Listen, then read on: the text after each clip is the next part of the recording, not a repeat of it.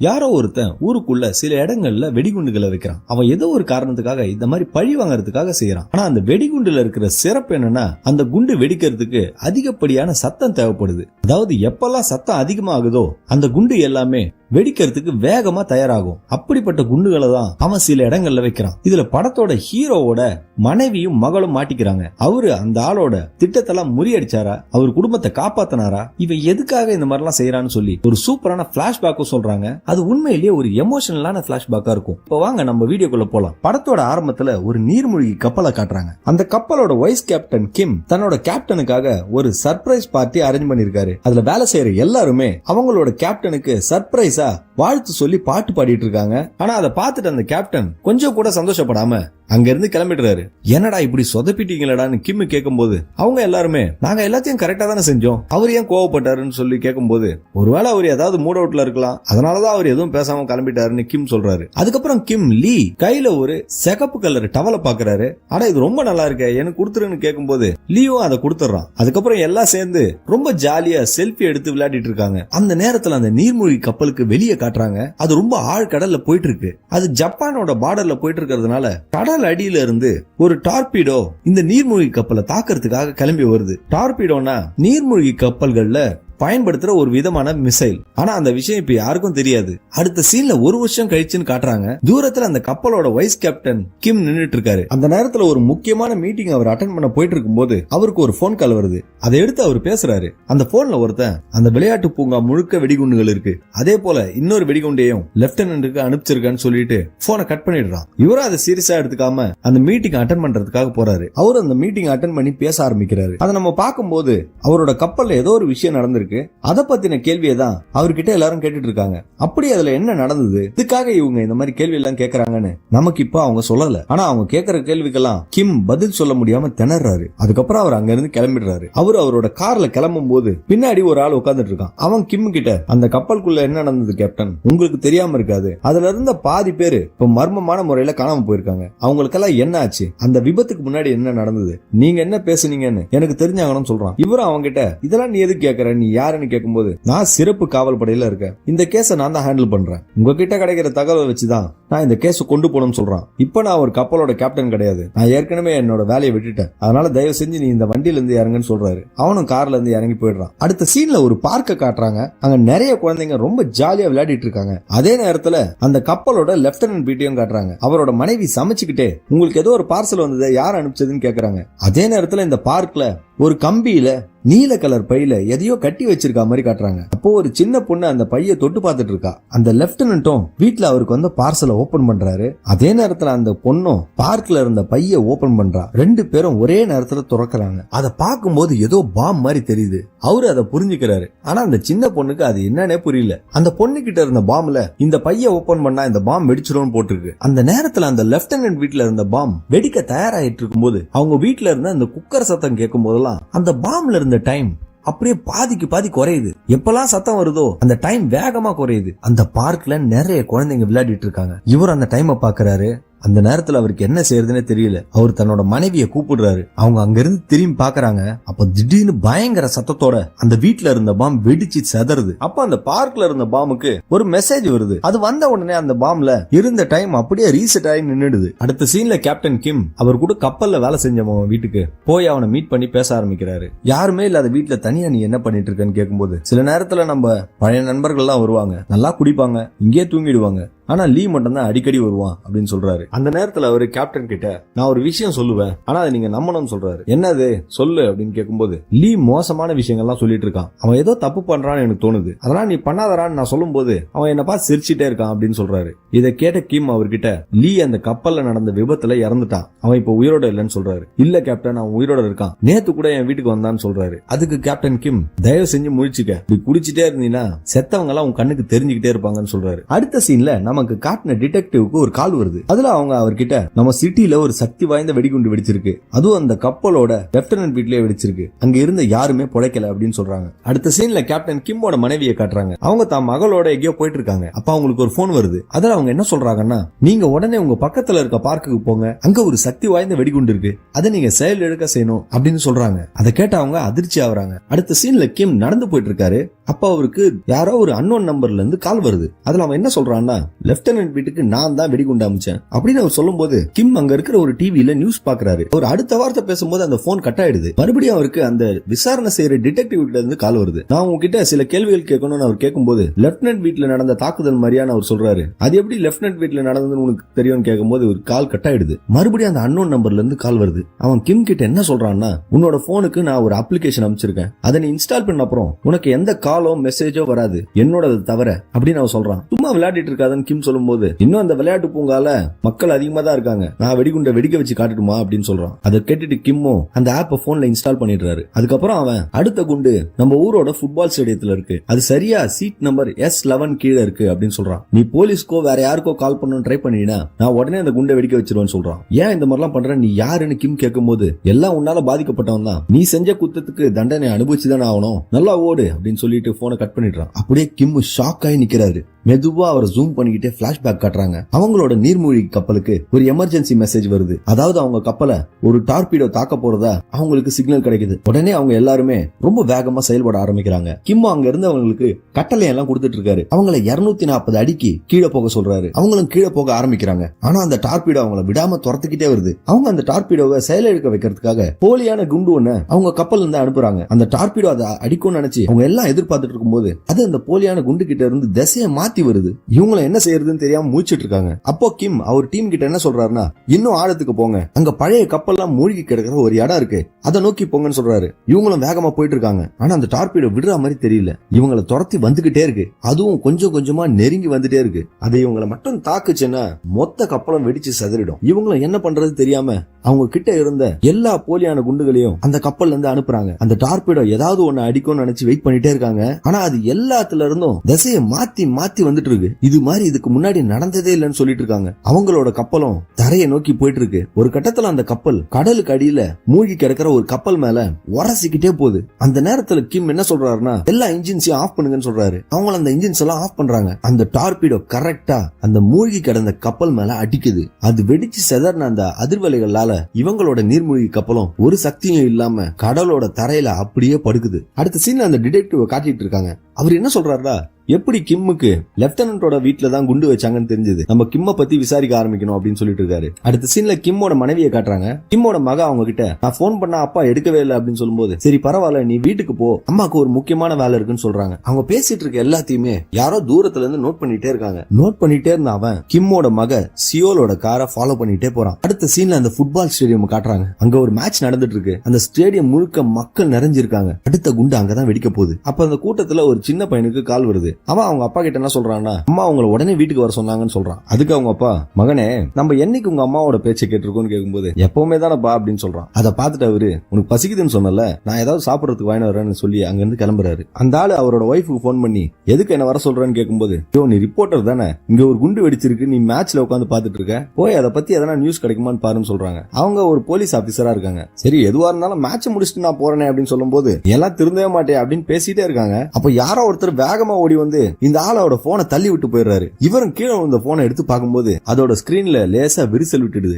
யார் நீ பாட்டுக்கு போனை தள்ளிட்டு போறேன்னு அவரை துரத்திக்கிட்டே போறாரு. அவர் வேற யாருமே இல்ல, கேப்டன் கிம் தான் அந்த ஸ்டேடியத்துக்குள்ள ஓடிட்டு இருக்காரு. அந்த ஸ்டேடியம் முழுக்க மக்களோட கூட்டம் அலமோதுறத பாக்குறாரு. அவரும் அந்த S11 சீட்டை தேடிக்கிட்டே அந்த கூட்டத்துக்குள்ள போறாரு. அவர் அங்க இருக்கிற சீட்டெல்லாம் தேடிட்டு இருக்கும்போது அவர் கால் வருது. அதுல அந்த ஆள் என்ன சொல்றான்னா, நீ தேடிட்டு இருக்கிறது சாதாரண ஒரு குண்டு கிடையாது, அது சத்தத்தை வச்சு செயல்படுற ஒரு குண்டு.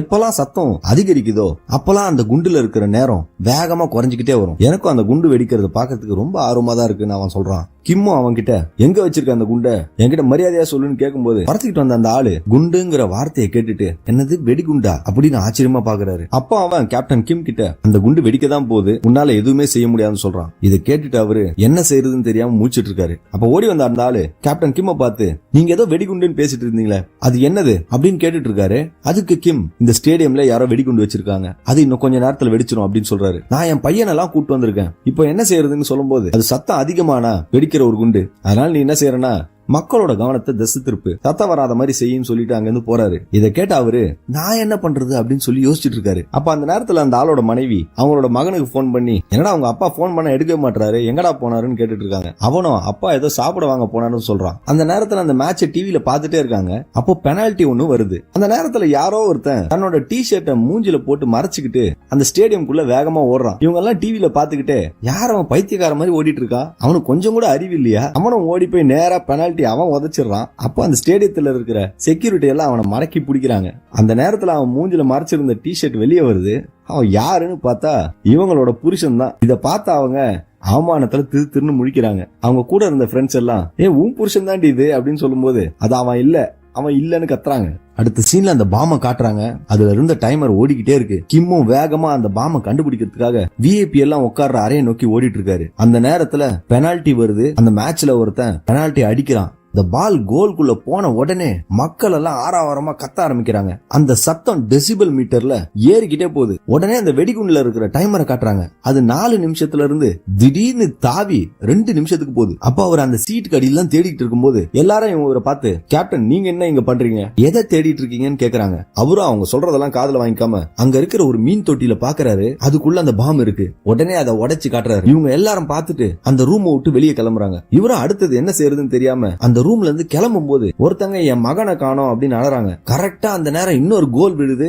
மக்கள் கத்த ஆரம்பிக்கிறாங்க. அதுல இருந்த டைமர் 30 செகண்ட்ல இருந்து 15 செகண்டுக்கு மாறுது. இவர் திரும்பி பார்க்கும்போது அந்த மகன் அங்க இருந்து அழுதுட்டு இருக்கான். அவனை பார்த்து அவரு அவனை நோக்கி ஓட ஆரம்பிக்கிறாரு. அவர் வேகமா ஓடி போய் அவனை பிடிச்சி அவனை மறைச்சு கீழே விழுறாரு. கரெக்டா அந்த பாம் வெடிச்சு செதறுது. ஸ்டேடியம்ல இருந்த எல்லாரும் அதை பார்த்து அலற ஆரம்பிக்கிறாங்க. அந்த ரூம்ல இருந்த எல்லாமே வெடிச்சு செதறுது. இத பார்த்த ரிப்போர்ட்டரும் அவரோட மகனை பார்த்து நீ இங்கே எங்க போயிடாதுன்னு சொல்லிட்டு அந்த ரூமை நோக்கி ஓடுறாரு. கேப்டன் கிம்மும் அந்த பையனை காப்பாத்தி அவங்க அம்மா கிட்ட கொடுத்துறாரு. அவர் பலத்த காயம் அடைஞ்சிருக்காரு. இப்பதான் அவருக்கு இந்த விஷயத்தோட சீரியஸ்னஸே புரியுது. அவர் கீழே இறங்கி வரும்போது அந்த ரிப்போர்ட்டர் அவர்கிட்ட உங்களுக்கு ஒன்னும் ஆகலைன்னு கேக்குறாரு. அந்த நேரத்துல கிம்முக்கு மறுபடியும் போன் கால் வருது. அதுல அவன் என்ன சொல்றான்னா, நீ புத்திசாலி தான், அங்க இருந்தவங்க எல்லாம் காப்பாத்திட்டியே, பரவாயில்ல உனக்கு இன்னொரு வேலை வச்சிருக்கேன். பக்கத்துல இருக்கிற சார்ல்சன் அபார்ட்மெண்ட்ல கீழே இருக்க ஒரு பார்க்ல அடுத்த குண்டு இருக்கு. ஆனா அந்த குண்டை செயலிழக்க வைக்கிறதுக்கு உன் மனைவி அங்க போயிருக்கான்னு நான் நினைக்கிறேன். அதை அவங்க பாத்துக்கிட்டோம். நீ என்ன செய்யறன்னா 4வது குண்டு மக்கள்லாம் அதிகமா நிறைஞ்சிருக்கிற வாட்டர் தீம் பார்க்ல இருக்கு. அங்க மக்கள்லாம் ரொம்ப சத்தம் போட்டு விளையாடுவாங்க. அவங்கள நீ எப்படி காப்பாத்துறன்னு நானும் பாக்குறேன்னு சொல்றான். நீ எந்த இடத்துக்கு போற, ஸ்விம்மிங் பூலுக்கா இல்ல அந்த பார்க்குக்கா? நான் அந்த ஸ்விம்மிங் பூலுக்கு தான் போறேன்னு சொல்றாரு. அப்ப நான் உன் மனைவி செத்துருவாளே, அவளை எப்படி காப்பாத்த போறேன்னு சொல்லும்போது என் மனைவிக்கு எதனா ஆச்சுன்னா உன்ன நான் சும்மா விட மாட்டேன்னு சொல்றாரு. தேவையில்லாத டயலாக் எல்லாம் விடாதப்பா, சீக்கிரமா அந்த ஸ்விம்மிங் பூலுக்கு போ, அந்த குண்டு இன்னும் கொஞ்ச நேரத்துல வெடிச்சிடும்னு சொல்றான். அப்போ அவரோட போனுக்கு ஒரு மெசேஜ் வருது. அதுல இருக்கிற அந்த போட்டோல அந்த ஸ்விம்மிங் பூலோட போட்டோ இருக்கு. இத பார்த்துட்டு அந்த ரிப்போர்ட்டரும் அவரு கூட உதவி செய்யறதுக்காக போறாரு. அடுத்த சீன்ல அந்த அபார்ட்மெண்ட் பக்கத்துல இருக்க பார்க்க காட்டுறாங்க.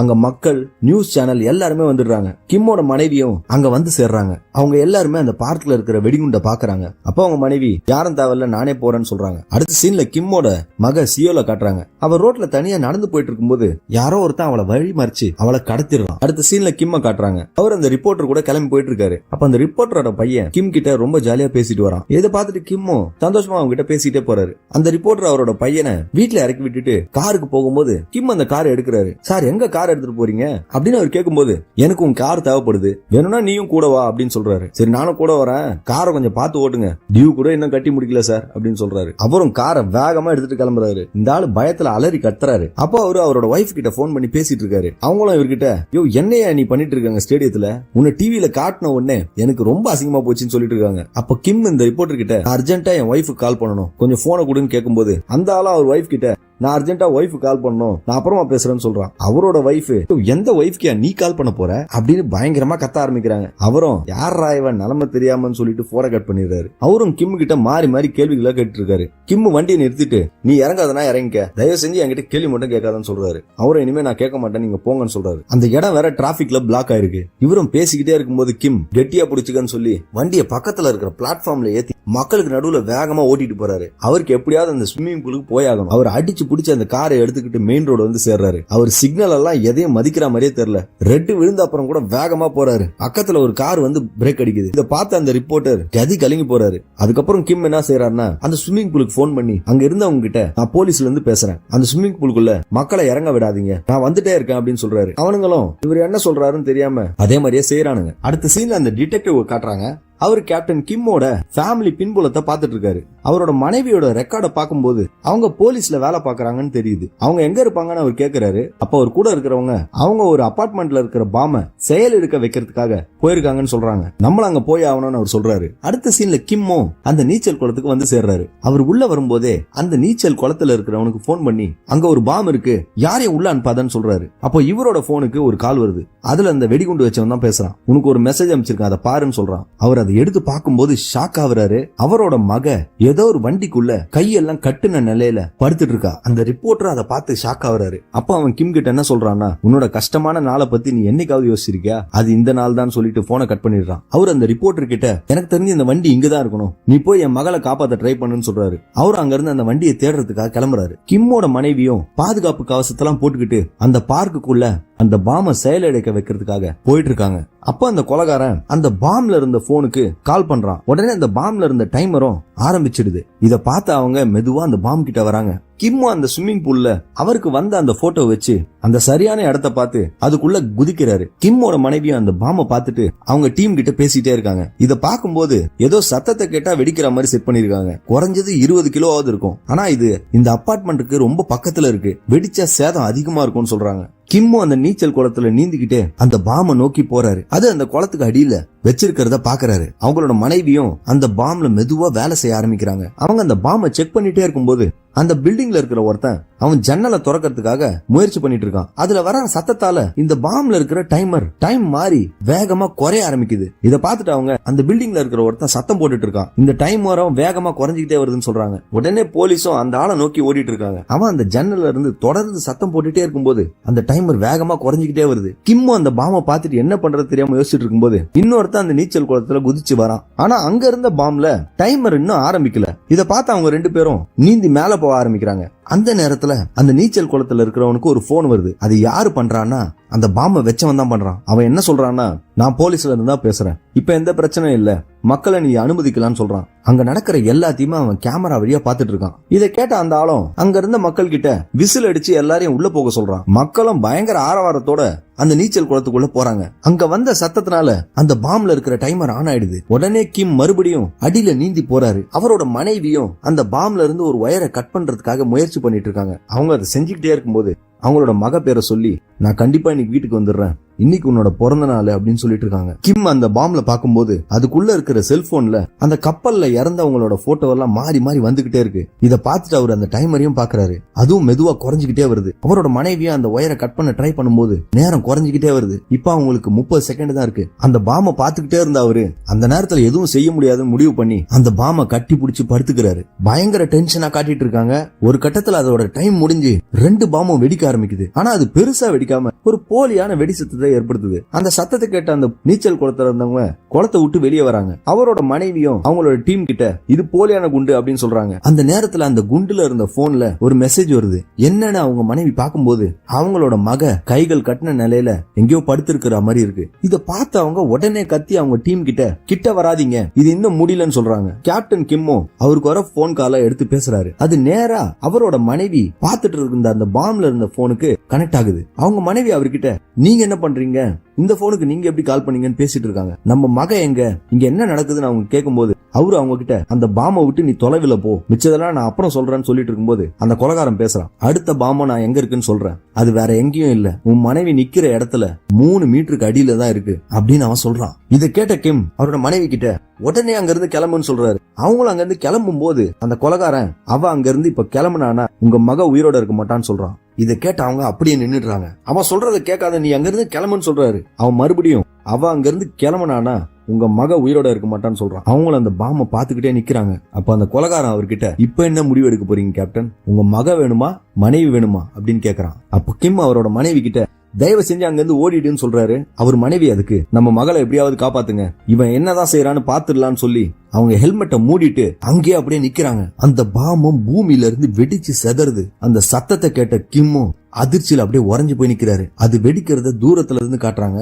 பார்க்கவே ரொம்ப பயங்கரமா இருக்கு. அது வெடிச்ச அதிர்வுல அவரோட மனைவி தூக்கி வீசப்படுறாங்க. அவங்க அந்த பாதுகாப்பு கவசம் போட்டிருந்ததுனால பெருசா எதுவும் காயமான மாதிரி நமக்கு காட்டல. அவங்களோட டீமும் பதறி அடிச்சுக்கிட்டு போய் அவங்கள கூட்டிட்டு போறதுக்கு ஆம்புலன்ஸ் தயார் பண்றாங்க. கிம் அந்த கொலைகாரங்கிட்ட இன்னும் நான் உயிரோடவே விட மாட்டேன்டா அப்படின்னு சொல்லிட்டு போனை கட் பண்ணிடுறாரு. அடுத்த சீன்ல அந்த ரிப்போர்ட்டர் கிம்மோட மக சியோல இருக்கிற காரை தேடி போறாரு. அவர் அந்த வேனையும் கண்டுபிடிச்சிடுறாரு. ஆனா அந்த வண்டிக்குள்ள எதுவும் அவருக்கு தெரியல. உடனே அவர் அந்த காரோட விண்டோல கையை விட்டு அந்த டோரை திறக்க நினைக்கிறாரு. அப்போ அந்த இடத்துக்கு கிம் வராரு. அந்த டோரை திறக்காதன்னு அவர் கத்தும் போது கரெக்டா இவரும் டோரை திறந்துடுறாரு. அந்த டோரை திறந்த உடனே அதிர்ச்சியா 2 பேரும் பாத்துட்டு இருக்காங்க. அந்த நேரத்துல திடீர்னு அந்த வேனோட பின்பக்கம் வெடிச்சு செதறுது. அதிர்ஷ்டவசமா அந்த ரிப்போர்ட்டருக்கு எதுவும் ஆகல. இப்போ கிம் மெதுவா போய் அந்த வேனுக்குள்ள தன்னோட மகளை பாக்குறாரு. ஆனா அதுக்குள்ள அவரோட மக இல்ல. அந்த ரிப்போர்ட்டரும் உள்ள பாக்குறாரு. அதுக்குள்ள யாருமே இல்ல. அவங்க 2 பேரும் நிம்மதி பெருமூச்சு விடுறாங்க. அதுக்கப்புறம் அவங்க 2 பேரும் அங்க இருந்து கிளம்பிடுறாங்க. அடுத்த சீன்ல அந்த டிடெக்டிவ் காட்டுறாங்க. அவர் அந்த பார்க்ல என்ன நடந்ததுன்னு கேக்குறாரு. அங்க இருந்த பாம் வெடிச்சது. ஆனா கிம்மோட மனைவிக்கு என்ன ஆச்சுன்னு தெரியல. அவங்க ஹாஸ்பிட்டல்ல இருக்காங்கன்னு சொல்றாங்க. இப்போ உயிரோட இருக்கிற விஷயம் அந்த கொலைகாரனுக்கு தெரிஞ்சதுன்னா கண்டிப்பா அவன் சந்தோஷப்பட மாட்டான். நிச்சயமா அவன் அந்த ஹாஸ்பிட்டலுக்கு தான் வருவான். சீக்கிரம் நம்ம அந்த ஹாஸ்பிட்டலுக்கு போகணும்னு சொல்றாரு. அடுத்த சீன்ல அந்த கொலைகாரன் ஹாஸ்பிட்டலுக்கு வரான். அவன் ஒரு டாக்டரோட துணியை போட்டுக்கிட்டு உள்ள போறான். அப்ப அந்த போலீஸ் டிடெக்டிவ் கேஸ் ஃபைல்ல இருந்து லீ பேசின ஒரு இன்டர்வியூ பாக்குறாரு. அதே நேரத்துல லீ அந்த ஹாஸ்பிட்டலுக்குள்ள வந்து தன்னோட பெல்ட்டால கிம்மோட மனைவி கூட நின்னுட்டு இருந்த செக்யூரிட்டிய கழுத்தை நெரிக்க ஆரம்பிக்கிறான். அந்த செக்யூரிட்டியும் லீ கூட சண்டை போட ஆரம்பிக்கிறாரு. அந்த நேரத்துல அந்த இன்டர்வியூல லீ என்ன சொல்றான்னா, கேப்டன் கிம் உயிரோட வந்தப்ப எல்லாரும் சந்தோஷப்பட்டாங்க. அவங்க குடும்பத்துல இருந்தவங்க எல்லாம் ரொம்ப சந்தோஷமா சிரிச்சுட்டு அவரை வெல்கம் பண்ணாங்க. ஆனா என்னால சந்தோஷப்பட முடியல. எங்க டீம்ல இருந்த 22 பேர் இன்னும் கடலுக்கு அடியில் தான் இருக்காங்க. அவங்களோட பிணங்களை கூட யாரும் மீட்டு கொண்டு வரல. இதெல்லாம் எனக்கு பார்க்கும்போது என்னடா இதெல்லாம் ஒரு சிஸ்டமா? நியாயப்படி கிம் அரெஸ்ட் பண்ணி ஜெயில தான் போட்டிருக்கணும். அவனுக்கு ஒரு வீர பதக்கம் கொடுத்து எல்லாரும் ஒரு பெரிய ஹீரோ மாதிரி அவனை பாராட்டி பேச ஆரம்பிச்சாங்க. இத பார்க்கும்போது என்னால தாங்கவே முடியல. செத்து போன 22 பேருக்கும் நியாயம் கிடைச்சாகணும். அந்த கப்பலுக்குள்ள என்ன நடந்ததுன்னு யாருக்குமே தெரியாது. நான் தெரிய வைப்பேன். அவனோட டீம்ல இருந்தவங்களை நினைச்சு கதறி அழ ஆரம்பிக்கிறான். இது எல்லாத்தையுமே அவன் ஒரு டாக்டர் கிட்ட பேசிட்டு இருந்தத அங்க இருந்த கேமரா மூலமா ரெக்கார்ட் பண்ணி டிடெக்டிவ்க்கு அனுப்பிச்சிருக்காங்க. அடுத்த சீன்ல கேப்டன் கிம் அவரோட நண்பர் வீட்டுக்கு போய் அவர்கிட்ட லீ இங்க தானே இருந்தான், இங்க தூங்கிட்டு இருந்தான்னு நீ சொன்னியே, அவன் எங்க இருந்தான் அப்படின்னு கேட்கும்போது அவன் தூங்கிட்டு இருந்த ரூம சொல்றாரு. கிம் அந்த ரூமுக்குள்ள போய் பார்க்க ஆரம்பிக்கிறாரு. அதுக்குள்ளே ஒரு கேமரா இருக்கிறத காட்டுறாங்க. அந்த ரூமுக்குள்ள அந்த பாம் எல்லாம் உருவாக்குறதுக்கு எல்லா செட்டப்பையும் அவன் பண்ணி வச்சிருக்கான். இத பாக்குற கிம் அதிர்ச்சியில உறைஞ்சு போய் நிக்கிறாரு. கூட வந்த ரிப்போர்ட்டரும் அங்க இருந்த எல்லா விஷயத்தையும் போட்டோ எடுக்க ஆரம்பிக்கிறாரு. அவங்க தேடிக்கிட்டே இருக்கும்போது கிம்மோட போனுக்கு கால் வருது. அதுல அந்த கொலைகாரன் என்ன சொல்றானா, உனக்கு நல்லா தெரியும் அந்த டார்பிடோவால நம்ம ஷிப்பு முழுகல. நீ எடுத்த ஒரு தப்பான முடிவுல தான் அது நடந்தது. ஆனா அதனால எனக்கு கோவம் இல்ல. அத்தனை பேர் இறந்ததுக்கு நீ கொஞ்சம் கூட வருத்தப்படாம ஒரு ஹீரோ மாதிரி நின்னிய, அதுக்கு நீ பதில் சொல்லியே ஆகணும். என்ன பாக்கணும்னா ஹோட்டல் மிஸ்டுக்கு வான்னு சொல்லிட்டு அவன் போனை கட் பண்ணிடுறான். அவன் ஹாஸ்பிட்டல்ல கிம்மோட மனைவிக்கு மயக்க மருந்து குடுத்துறான். அந்த நேரத்துல அந்த டிடெக்டிவ் ஹாஸ்பிட்டலுக்கு வராரு. அவர் போன்ல யார் கூட பேசிக்கிட்டே இருக்காரு. அவர் என்ன சொல்றாருன்னா, அந்த டார்பிடோஸ் எதிராளிங்க கிட்ட இருந்து வரல, நம்ம கவர்மெண்ட் கிட்ட இருந்து தான் வந்திருக்கு. அது எப்படின்னு கேட்கும்போது அந்த நாட்டோட மினிஸ்டர், அது கவர்மெண்டோட பிளான் தான். சில காரணங்களால அந்த நீர்மூழ்கி கப்பலை அழிக்கிறதுக்கு எங்களுக்கு ஒரு கட்டாயம் இருந்தது. இப்ப கூட ஒன்னும் பிரச்சனை இல்ல. எல்லா பழியும் தூக்கி கேப்டன் கிம் மேல போட்டு அவரை அரெஸ்ட் பண்ணு, அதுதான் உன்னோட வேலைன்னு சொல்லிடுறாரு. அந்த நேரத்துல அந்த கொலைகாரன் கிம்மோட மனைவியை ஒரு வீல் சேர்ல வச்சுக்கிட்டு தள்ளிக்கிட்டே வரான். அவன் கரெக்டா அந்த டிடெக்டிவ தாண்டி போறான். அவரும் அவனை கவனிக்கவே இல்லை. அவன் நடந்து போயிட்டே இருக்கும்போது அந்த டிடெக்டிவ் கூட இருந்தவர் யாருக்கோ போன் பண்ணி லீயோட போட்டோவை எல்லா இடத்துலயும் போஸ்ட் பண்ணுங்க, அவன் தான் அந்த கொலைகாரன் அப்படின்னு சொல்லிட்டு இருக்கிறத லீ கேட்டுட்டு இருக்கான். அதே நேரத்துல டிடெக்டிவும் கிம்மோட மனைவியோட அறைக்கு போய் பாக்குறாரு. அந்த இடத்துல அவங்க இல்ல. லீயும் அந்த டிடெக்டிவோட அசிஸ்டன்ட்டும் ஒரு லிப்டுக்குள்ள ஏறாங்க. அந்த டிடெக்டிவ் செக்யூரிட்டி இறந்து கிடக்கிறத பார்த்துட்டு அவரோட அசிஸ்டன்ட்டுக்கு உடனே போன் பண்றாரு. அந்த வீல் சேர்ல போன லேடியும் அதை தள்ளிட்டு போன டாக்டரையும் பார்க்கும்போது உனக்கு சந்தேகமா இல்ல அப்படின்னு சொல்லும்போது உடனே ஒரு அலர்ட் ஆக ஆரம்பிக்கிறாரு. லீயும் கத்தி எடுத்துட்டு ரெடி ஆகுறான். திடீர்னு அவங்க 2 பேருக்கும் பயங்கரமான சண்டை நடக்குது. அந்த டிடெக்டிவும் வேகமா லிப்ட நோக்கி ஓடிட்டு இருக்காரு. உள்ள 2 பேருக்கும் பயங்கரமான சண்டை நடந்துட்டு இருக்கு. லீ அந்த டிடெக்டிவோட அசிஸ்டன்ட கத்தியால குத்திடுறான். அந்த லிப்டுக்கு வர டிடெக்டிவ் அவரோட அசிஸ்டன்ட் ரத்த வெள்ளத்துல இறந்து கிடக்கிறத பார்த்து அதிர்ச்சி ஆகுறாரு. உடனே அவர் ஹாஸ்பிட்டல விட்டு கிளம்பி வெளியே போய் பார்க்கும்போது லீ ஒரு காரை எடுத்துட்டு கிளம்புறான். இவரும் துரத்த ட்ரை பண்றாரு. ஆனா அவங்க இருந்து போயிடுறான். அடுத்த சீன்ல கிம்மியும் அந்த ரிப்போர்ட்டரையும் காட்டுறாங்க. அப்ப அந்த ரிப்போர்ட்டரோட போனுக்கு ஒரு மெசேஜ் வருது. என்னன்னு ஓபன் பண்ணி பார்த்தா கிம்மோட மக உடம்பு முழுக்க பாம் இருக்கிற மாதிரி ஒரு போட்டோ வருது. இத பார்த்து அவரு அதிர்ச்சியாய் வண்டியை வேகமா ஓட்டிட்டு போறாரு. அதே போட்டோ அந்த டிடெக்டிவும் வருது. அந்த டிடெக்டிவ் கிம்முக்கு போன் பண்ணி, என்ன நடக்குதுங்க, ஏதோ ஒரு உண்மையை நீ மறைச்சிட்டு இருக்க, உன்னோட வாக்குமூலம் மட்டும்தான் எங்களோட ஃபைல்ல இல்ல, ஒழுங்கா உண்மையை சொல்லுன்னு அவர் கேட்கும்போது கிம் அவர்கிட்ட, நான் எல்லாத்தையும் அப்புறம் சொல்றேன். அவனோட ரூமுக்கு போனீங்கன்னா அந்த பாமோட வரைபடம் எல்லாமே இருக்கு. அதை வச்சு அந்த பாம் எல்லாம் எப்படி செயலிழக்க வைக்கிறதுன்னு நீங்க கண்டுபிடிங்க. தயவு செஞ்சு இதுல எனக்கு உதவுங்கன்னு சொல்றாரு. அவங்க 2 பேரும் அந்த ஹோட்டலுக்கு வந்து சேர்றாங்க. கிம் அந்த ரிப்போர்ட்டர் கிட்ட நீ மேல இருந்து தேட ஆரம்பி, நான் கீழே இருந்து தேடுறேன்னு சொல்லிட்டு 2 பேரும் உள்ள போறாங்க. அந்த டிடெக்டிவ் அந்த மினிஸ்டருக்கு போன் பண்ணி கிம்முக்கு ஏதோ ஒரு உண்மை தெரிஞ்சிருக்கு, அது உனக்கு என்னன்னு தெரியும், என்ன நடக்குது இங்க, இந்த எல்லா பிரச்சனைக்கும் நீங்க தான் காரணம், மரியாதையா உண்மையை சொல்லிடுங்கன்னு அவர் கேட்டுட்டு இருக்கும்போது அந்த மினிஸ்டர் கிம்ம புடிச்சு கொல்ற வழியை நீ பாரு, இதை நீ செய்யலனா எங்களோட மொத்த பிளான வெளியே வந்துடும், அதுக்கப்புறம் இந்த நாட்டுல பெரிய பிரச்சனை வரும்னு சொல்றாரு. எல்லா உண்மையை நீ முன்னாடியே சொல்லியிருந்தீங்கன்னா எங்க டீம்ல இருந்து 2 பேர் செத்துருக்க மாட்டாங்கன்னு டிடெக்டிவ் சொல்றாரு. இதை கேட்ட மினிஸ்டரும் என்ன செய்யறது தெரியாம முழிச்சிட்டு இருக்கான். அந்த நேரத்துல கிம் அந்த டிடெக்டிவ் போன் பண்ணி அவன் ரூம்ல இருந்து ஏதாவது கண்டுபிடிச்சிங்களான்னு கேட்கும்போது அந்த டிடெக்டிவ் ஒரு முக்கியமான விஷயத்த கிம் கிட்ட சொல்றாரு. லீ 2 பாம் தயாரிச்சு வச்சிருக்கான், அது உடம்புல பொருத்துற மாதிரி ஒரு ஜாக்கெட்ல இருக்கு. அந்த 2 பாமுமே ஒன்னோட ஒண்ணு தொடர்புல இருந்துட்டே இருக்கு. ரெண்டும் ஒண்ணுக்கு ஒண்ணு அதிக தூரம் விலகி போகும்போது அதோட டைமர் வேகமா செயல்பட்டு அந்த பாம் வெடிச்சு சதுரும். அதை நிறுத்தணும்னா ஒரே வழிதான் இருக்கு, 2 பாமும் 1 மீட்டர் அளவுக்குள்ள ஒன்னா இருக்கணும், அப்பதான் அந்த பாம் சேல இருந்து போகும் அப்படின்னு சொல்றாரு. அதே நேரத்துல அந்த கொலைகாரன் லீ அந்த ஹோட்டல்ல நடக்கிற ஒரு முக்கியமான கான்பரன்ஸுக்கு வரான். அவன் அங்க இருக்கிற விஐபி கிட்ட எல்லாம் பேச ஆரம்பிக்கிறான். இந்த சத்தம் கேட்ட கிம்மோ அந்த கான்பரன்ஸுக்கு போறாரு. அவன் அங்க இருந்த எல்லார்கிட்டயும் அந்த கப்பல்ல நடந்த விஷயத்த பத்தி பேச ஆரம்பிக்கிறான். அப்போ கிம் அந்த இடத்துல வந்து நீ செய்யறது ரொம்ப தப்பு, தயவு செஞ்சு இது எல்லாத்தையும் நிறுத்திரு, நான் உனக்கு உதவி செய்யறேன், என் பொண்ணை எங்க வச்சிருக்கேன்னு சொல்லுன்னு கேட்கும்போது உதவி செய்யறியா, அந்த கப்பல்ல நாங்க உயிருக்கு போராடிட்டு தப்ப நீ என்ன உதவி செஞ்ச, இது எல்லாத்துக்கும் ஒரு முடிவு கட்டணும் தான் நான் இந்த முடிவே எடுத்தேன், நான் செத்தேன்னா உன்னோட மகளும் செத்துருவா, அந்த கப்பல்ல என்ன நடந்தது ஞாபகம் இருக்கா அப்படின்னு சொல்லிக்கிட்டே பிளாஷ்பேக்க காட்டுறாங்க.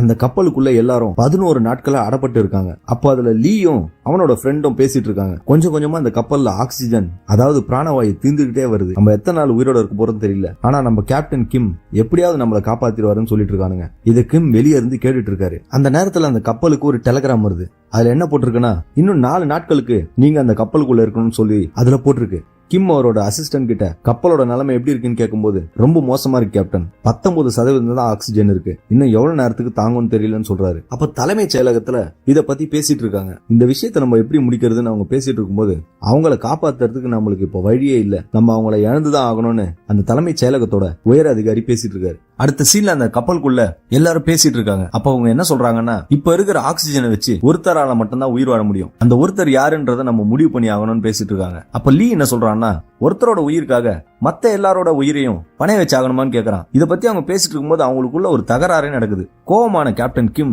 அவங்கள அமைதியா இருக்க சொல்லி ஒரு பாட்டில உடைக்கிறாரு. அதால அவரோட கை கிழிஞ்சு ரத்தம் ஒழுகுது. அதுக்கப்புறம் கிம் அந்த கப்பல்ல இருக்கிற எல்லார்கிட்டயும் ஸ்பீக்கர்ல பேசிட்டு இருக்காரு. மீட்பு படை வரத்துக்கு இன்னும் 14 நாட்கள் ஆகும், அதுவரையும் நம்மளால உயிரோட இருக்க முடியாது, அதிகபட்சம் 6 நாட்கள் தான் நம்மளால உயிரோட இருக்க முடியும், அதுலயும் நம்ம டீம்ல பாதி பேர் தான் உயிரோட இருப்பாங்க, ஏன்னா நம்ம கப்பலுக்குள்ள போதிய அளவு ஆக்சிஜன் இல்ல, அதனால நம்ம வேகமா முடிவெடுத்தாகணும், அதிகபட்சம் பாதி பேரையாவது காப்பாத்தணும், இல்ல நம்ம எல்லாருமே ஒன்னா இறந்துதான் போகணும், முடிவு உங்ககிட்ட தான் இருக்குன்னு சொல்லிட்டு அவர் பேசுறது நிறுத்திடுறாரு. அந்த நேரத்துல லீ கேப்டன் கிம் கிட்ட இதெல்லாம் அநியாயம் கேப்டன், தேவையில்லாம இத்தனை பேரோட உயிரை நம்ம பலியாக கூடாதுன்னு சொல்லும்போது லீயோட ஃப்ரெண்டு அவனை தடுத்து அவனை கூட்டிட்டு போயிடுறான். அப்போ கேப்டன் கிம் ஒரு முடிவு எடுக்கிறாரு. அவர் அந்த டீம் கிட்ட என்ன சொல்றாருன்னா இங்க 44 கயிறு இருக்கு, எல்லாரும் ஒரு கயிறு எடுக்கணும், யாரோட கயிறு குறைஞ்ச அளவு இருக்கோ அவங்க இந்த விஷயத்துக்காக தியாகம் பண்ணிதான் ஆகணும், இது என்னோட உத்தரவு அப்படின்னு சொல்லிட்டு அந்த சிகப்பு கலர் டவல்ல இருந்து கயிறை உருவி எடுத்து எல்லாத்தையும் வெட்டி ஒரு கயிறா அவங்களை எடுக்க சொல்றாங்க. ஒருத்தரும் அந்த கயிறை எடுத்துட்டு அதோட அளவை பார்த்துட்டு அழுதுகிட்டே போறாங்க. கடைசியில இவங்களோட உயிர் ஒரு கயத்துல தான் இருக்கு. என்ன செய்யறது, சில நேரங்கள்ல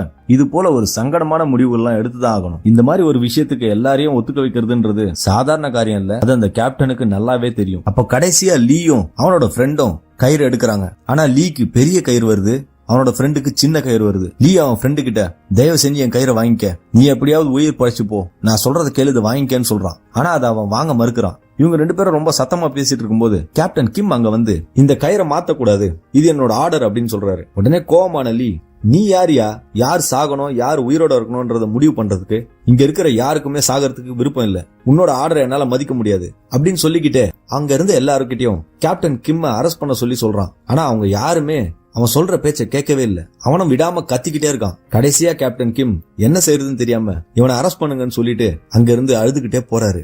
அவனும் அவனோட ஃப்ரெண்ட பார்த்து அழுதுகிட்டே தயவு செஞ்சு கயத்தை மாத்திக்க சொல்லிக்கிட்டே போறான். இப்ப அங்க ஒரு மோசமான நிலைமை நிலவுது. அந்த பிளாஷ்பேக்கை நினைச்சு பாத்துக்கிட்டே கேப்டன் கிம் லீ கிட்ட நான் அப்பவே உன்னை அந்த கயிறை மாத்த சொல்லிருக்கணும், அதனாலதான் நீ என் முன்னாடி உயிரோட பேசிட்டு இருக்கேன்னு சொல்றாரு. போலீஸும் அந்த ஹோட்டலுக்கு வராங்க.